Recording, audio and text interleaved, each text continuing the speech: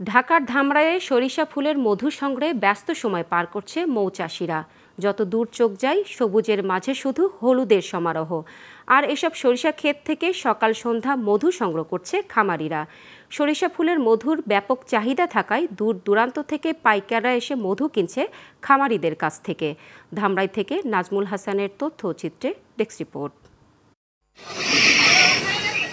ধামরাই উপজেলার রূপনগর, মধুডাঙ্গা, বালিয়া, খার্তাসহ বিল এলাকায় বিভিন্ন সরিষা ক্ষেতের পাশে বসানো হয়েছে এসব মৌবাক্স। কৃষি বিভাগের সহযোগিতা ছাড়াও ব্যক্তি উদ্যোগে শতাধিক মৌ খামারি মধু সংগ্রহ করছেন সরিষা ফুলের। কৃষি বিভাগ জানিয়েছে এবার ধামরাইয়ে প্রায় ৭,৩০০ হেক্টর জমিতে চাষ হয়েছে সরিষার, যেখান থেকে মধু সংগ্রহ হবে প্রায় 10 কোটি টাকার।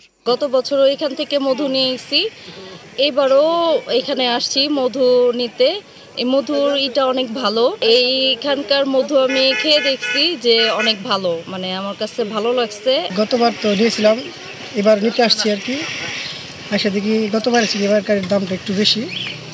এই তো তাই দেখি নেওয়া যায় কি না যায়। আইসা দেখি যে অনেকে এই করতেছে, নিতেছি বা আমিও নিতেছে আসছি, তো সেই কারণে সেই পরিপ্রেক্ষিতে এখানে আসা।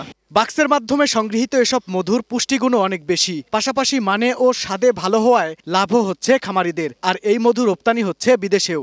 আগামী সপ্তাহে যে একটা হারভেস্ট হবে, আবহাওয়াটা যদি এরকম থাকে আশা করি ওইটাও আমাদের মন মতোই হবে।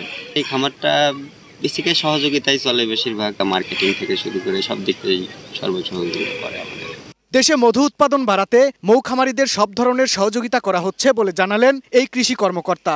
সরিষা শুধু ভোজ্য তেল না, সরিষার থেকে আমরা মধু আহরণ করে থাকি। সেক্ষেত্রে আমাদের ধামরাইতে প্রায় 1000 খানেক বাক্স সরিষার ওনারা আসেন, ওনারা বসেন এবং আমাদের ভালো একটা পরিমাণ মধু আহরণ করে থাকি।